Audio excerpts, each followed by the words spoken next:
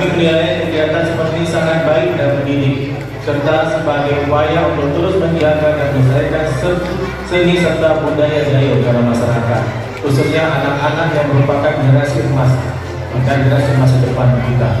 Kegiatan pentas seni ini SDIT Al-Hikmah Takengon dengan resmi kami nyatakan dibuka.